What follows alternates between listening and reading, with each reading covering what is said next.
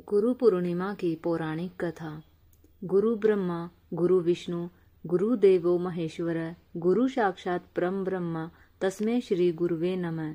नमस्कार दोस्तों, आप सभी को गुरु पूर्णिमा की हार्दिक शुभकामनाएं। यह पावन पर्व हमारे जीवन में गुरु की महिमा और उनके मार्गदर्शन के महत्व को समर्पित है।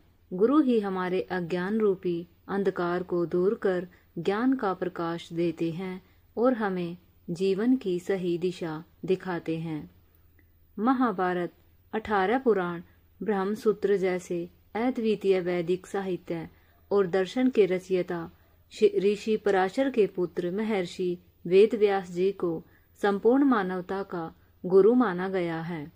उनकी गणना भगवान श्री हरि विष्णु के 24 अवतारों में की जाती है।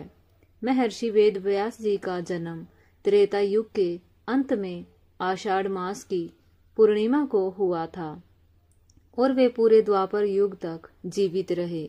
मान्यता है कि कलयुग के आरंभ पर उन्होंने धरती से प्रयाण किया, वेद, उपनिषद, महाभारत और पुराणों का सर्जन कर उन्होंने मानव समाज को दिशा दी। इसलिए उनके सम्मान में ही इस दिन को व्यास पूर्णिमा कहा जाता है और गुरु पूर्णिमा के रूप में मनाया जाता है। इस दिन शिष्य अपने गुरुओं की पूजा करते हैं, उन्हें उपहार अर्पित करते हैं और उनके ज्ञान को जीवन में उतारने का संकल्प लेते हैं। कई लोग महर्षि वेद व्यास के चित्र का पूजन करते हैं और उनके द्वारा रचित ग्रंथों का पठन पाठन करते हैं। देश भर के मठों और आश्रमों में ब्रह्मलीन संतों की मूर्ति या समाधि का पूजन कर श्रद्धांजलि दी जाती है। यह दिन गुरु के प्रति समर्पण, कृतज्ञता और आत्मिक उन्नति का प्रतीक है। गुरु पूर्णिमा का पर्व भारतीय संस्कृति में अत्यंत श्रद्धा और आस्था के साथ मनाया जाता है। यह दिन ज्ञान, शिक्षा और मार्गदर्शन के प्रतीक गुरुओं को समर्पित होता है। 2025 में गुरु पूर्णिमा 10 जुलाई बृहस्पतिवार को मनाई जाएगी। यह पर्व आषाढ़ मास की पूर्णिमा तिथि को आता है और इसे व्यास पूर्णिमा भी कहा जाता है, क्योंकि इसी दिन महर्षि वेद व्यास जी का जन्म हुआ था। वेद व्यास जी ने चारों वेदों का विभाजन कर मानव जाति को ज्ञान का अद्भुत उपहार दिया था। इस दिन शिष्य अपने गुरुओं की पूजा करते हैं, उनका आशीर्वाद प्राप्त करते हैं और अपने जीवन में उन्हें ईश्वर के समक्ष स्थान देते हैं। हिंदू धर्म में गुरु को ब्रह्मा, विष्णु और महेश के समान माना गया है। गुरु ही सृजन करता है, पालक बनता है और अज्ञान का नाश करता है। यही नहीं, बौद्ध परंपरा में भी इस दिन का विशेष महत्व है, क्योंकि माना जाता है कि भगवान बुद्ध ने सारनाथ में अपने प्रथम शिष्य को इसी दिन उपदेश दिया था। यही कारण है कि गुरु पूर्णिमा केवल धार्मिक उत्सव नहीं बल्कि एक आत्मिक जागरण और श्रद्धा का पर्व है, जो हमें यह स्मरण कराता है कि जीवन में सच्चा मार्गदर्शन गुरु के बिना संभव नहीं है। प्राचीन भारत की पावन भूमि पर एक बार महर्षि पराशर, जो दिव्य तेज और तपस्या में निपुण थे, तीर्थ भ्रमण पर निकले। यात्रा के दौरान एक दिन वे यमुना नदी के तट पर पहुंचे, जहां उनकी दृष्टि एक सुंदर कोमल हृदय वाली युवती पर पड़ी। वह नाव खे रही थी। उसका नाम था सत्यवती। सत्यवती एक मछुआरे की पुत्री थी और बचपन से ही नाव चलाने और नदी पार कराने का कार्य करती थी। वह देखने में अत्यंत आकर्षक थी, किंतु उसके शरीर से मछली की तीव्र गंध आती थी, जिससे लोग उसे मत्स्यगंधा कहकर पुकारते थे। पराशर मुनि का मन जब उस पर पड़ा तो वह विचलित हो उठा। पराशर ने सत्यवती से कहा कि वे उसके गर्भ से एक दिव्य संतान प्राप्त करना चाहते हैं, जो संसार का कल्याण करेगी। सत्यवती पहले तो चौंक गई और इस प्रस्ताव को अनैतिक मानते हुए अस्वीकार कर दिया। परंतु जब पराशर मुनि ने समझाया कि यह संतान केवल उनका नहीं बल्कि सृष्टि का भविष्य तय करेगी, तब सत्यवती ने कुछ शर्तें रखी।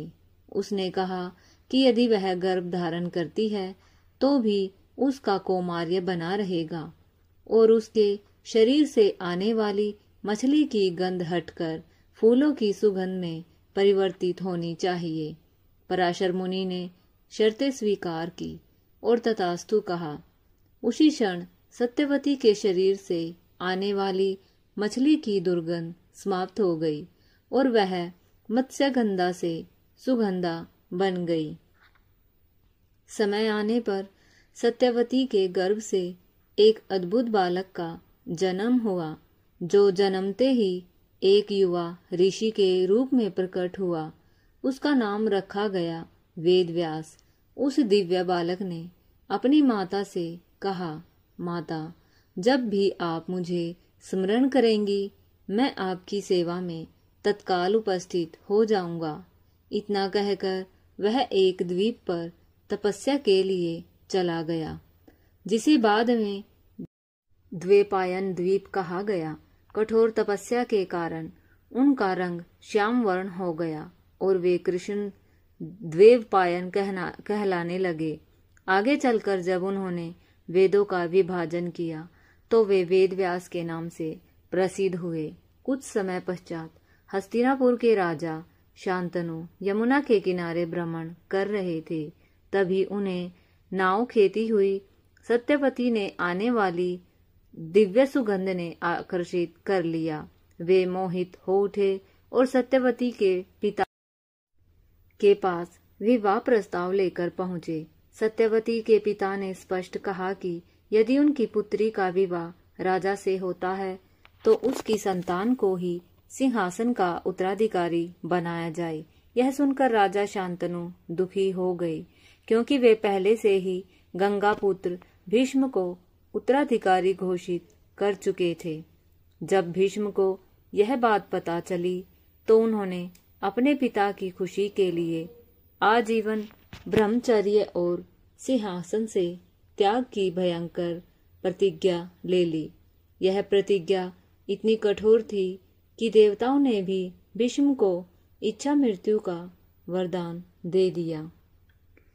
सत्यवती का विवाह राजा शांतनु से हुआ और उनसे 2 पुत्र उत्पन्न हुए, चित्रांगद और विचित्रवीर्य।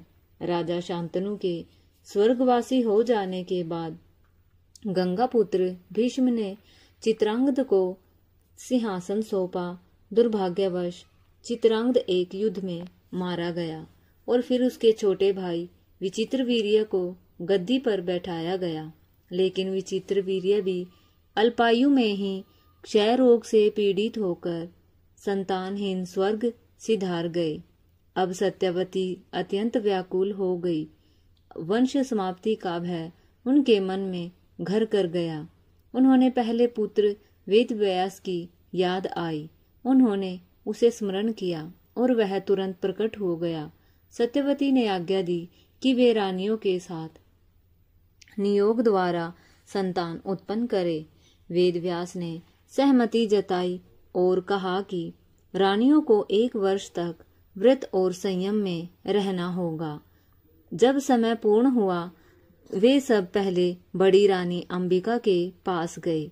अंबिका वेदव्यास के तेज से भयभीत होकर आंखें बंद कर बैठ गई। फलस्वरूप उनके गर्भ से जन्मा पुत्र अंधा हुआ, जिसका नाम रखा गया धृतराष्ट्र। इसके बाद वेदव्यास अंबालिका के पास पहुंचे। अंबालिका भी डर के मारे पीली पड़ गई। उनके गर्भ से उत्पन्न हुआ पुत्र पांडु, जो पांडु रोग से ग्रसित था। सत्यवती को और भी दुख हुआ और उसने आग्रह किया कि वे पुनः अंबिका के पास जाएं। इस बार अंबिका ने स्वयं जाने की बजाय अपनी दासी को भेज दिया। दासी ने संयम और नम्रता से वेदव्यास की सेवा की। उसके गर्भ से जन्मा पुत्र था विदुर, एक धर्मात्मा, ज्ञानी और नीतिवान पुरुष। धृतराष्ट्र की पत्नी गांधारी के गर्भ से वेद व्यास जी की कृपा से एक लोहे के गोले का जन्म हुआ, जिसे 100 भागों में विभाजित किया गया और उससे 100 कौरवों ने जन्म लिया। पांडु के 5 पुत्र हुए जो पांडव कहलाए। विदुर ने जीवन भर नीति और धर्म का पालन किया। महर्षि वेदव्यास के पुत्र शुकदेव जी एक विलक्षण बालक थे जो 12 वर्षों तक गर्भ में ही रहे। एक मान्यता के अनुसार जब भगवान शिव माता पार्वती को अमर कथा सुना रहे थे तो पार्वती सो गई और वहीं बैठा हुआ एक सूक्ष्म जीव शुक्र कथा सुनने लगा। शिव को यह बात ज्ञात हुई तो उन्होंने उसे मारने हेतु त्रिशूल चलाया, किंतु वह बचता बचाता व्यास जी के आश्रम आ पहुंचा और उनकी पत्नी के गर्भ में प्रवेश कर गया। जब तक भगवान श्री कृष्ण ने उसे बाहर आने का आश्वासन नहीं दिया, वह बाहर नहीं आया। इस प्रकार शुकदेव वेदव्यास के अयोनिज पुत्र कहलाए। महर्षि वेदव्यास त्रिकालज्ञ थे। वे तीनों कालों को जानने वाले ऋषि थे। उन्होंने दिव्य दृष्टि से यह जान लिया था कि कलयुग में धर्म क्षीण हो जाएगा, मनुष्य की बुद्धि और स्मरण शक्ति दुर्बल हो जाएगी और लोग वेदों के विशाल ज्ञान को समझ नहीं पाएंगे। इसलिए उन्होंने वेदों को 4 भागों में विभाजित किया। ऋग्वेद, यजुर्वेद, सामवेद और अथर्ववेद। उन्होंने इन्हें अपने योग्य शिष्यों पेल, जैमिनी, वेशपायन और सुमंतु को सौंपा। इसके अतिरिक्त वेदव्यास जी ने 18 महापुराणों की रचना की, जिनमें ब्रह्म ज्ञान और धर्म की बातें कथाओं के माध्यम से सरल भाषा में समझाई गई। उन्होंने ही महाभारत की अमर कथा की रचना की, जिसमें जीवन के प्रत्येक पक्ष धर्म, अधर्म, प्रेम, युद्ध, नीति शास्त्र, कर्म और मोक्ष का दर्शन समाहित है। आज भी महर्षि वेदव्यास का एक भव्य मंदिर काशी से 5 मील दूर व्यासपुरी में स्थित है। ऐसी मान्यता है कि जब तक उस मंदिर के दर्शन न किए जाए तब तक काशी यात्रा अधूरी मानी जाती है। उनकी तप, त्याग और ज्ञान की मूर्ति के चरणों में बारंबार नमन है। वह ऋषि जिन्होंने वेदों को सहेजा, पुराणों को सरल बनाया और जीवन को धर्म का दर्शन दिया, उन्हें हमारा कोटि कोटि प्रणाम। इस दिव्य गाथा से हमें यह शिक्षा मिलती है कि जन्म से नहीं बल्कि अपने कर्मों और दृष्टिकोण से ही कोई महान बनता है। सत्यवती की सुगंधा बनने की यात्रा और वेदव्यास का वेद विभाजक बनने तक का मार्ग हमें सिखाता है कि सच्चे संकल्प, उच्च उद्देश्य और समर्पित कर्म से कोई भी व्यक्ति विश्व का मार्गदर्शक बन सकता है। यह कथा यह भी बताती है कि जब संसार में अज्ञान का अंधकार फैलने लगे, तब कोई न कोई दिव्य आत्मा इस अंधकार को ज्ञान के प्रकाश से हराने के लिए अवश्य प्रकट होती है। वेदव्यास ने यह सिद्ध किया कि जब उद्देश्य समाज की भलाई हो, तब नीची जीवन की सीमाएं भी अर्थहीन हो जाती है। त्याग, संयम, नीति और धर्म को जीने वाला व्यक्ति ही युगों को बदलने वाला ऋषि बनता है। यदि यह कथा आपको प्रेरणादायक और ज्ञानवर्धक लगी हो तो कमेंट में अवश्य लिखें। ओम नमो भगवते वासुदेवाय। जय वेदव्यास, जय सनातन धर्म, जय श्री कृष्ण।